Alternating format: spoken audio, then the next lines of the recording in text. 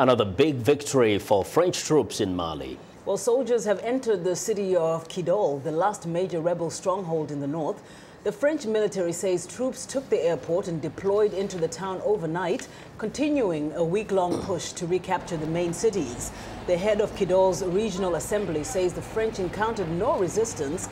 The circular Tuareg rebel group MNLA claimed earlier this week its fighters had taken control of Kidal, but it's not clear if they're still in town. The Tuareg joined with Islamist militants to seize northern Mali following a March coup. The two groups later split in a dispute about Sharia law. Meantime, troops searched houses in Timbuktu and Gao on Tuesday, recovering weapons and explosives left by fleeing Islamists. Several people suspected of collaborating with the militants were detained. Now, in another development, France has urged Mali's interim government to quickly begin talks with non-terrorist groups and other representatives in the country's north. Mali's fabled city of Timbuktu has long been considered one of the wonders of Africa, with historic architecture and libraries, many containing documents found nowhere else. Now, the mayor of Timbuktu says Islamist militants fleeing the city have left a trail of destruction. VOA's Jeff Seldin takes a closer look at just how much may have been lost. Timbuktu, a legendary city rising out of the desert sands, treasured for its unique monuments and for a tradition of scholarship. But for all the joy that the city has been freed from the grip of Islamist militants, there's also grief and despair at the devastation that's been left behind. We destroyed everything. We destroyed the mosque. We destroyed the things is more than 300, 400 years old. They said because their religion doesn't accept that. For me, it doesn't make any sense. And we try to fight. Who to fight? And we are our own. We don't have guns to fight them. We don't have nothing.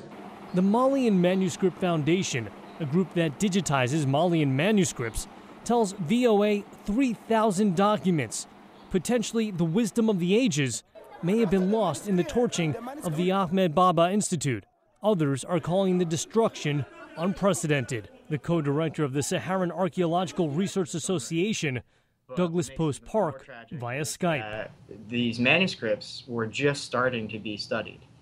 Not all of them have been cataloged, hardly any have been read, and it represents a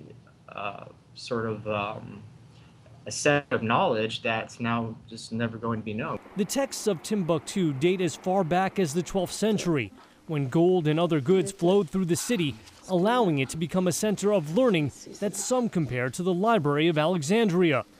And it's a tradition that has clung to life, right up to the militant takeover. Scholars say it will take time to assess just how much has been lost. It will also take time to recover from the shock. Lazare Alaundo Asomo, head of the Africa desk at UNESCO's World Heritage Center, speaking via Skype from Paris. Everyone who hears about this can only be horrified by this deliberate action, deliberate destruction of this important heritage of the world. For now, scholars hope that as during past threats, those who remained in the city managed to hide some of the precious manuscripts, and that Timbuktu and its legacy will not yet succumb to extremism or the Saharan sands. Jeff Seldin, VOA News. And we have a short update on Jeff's report.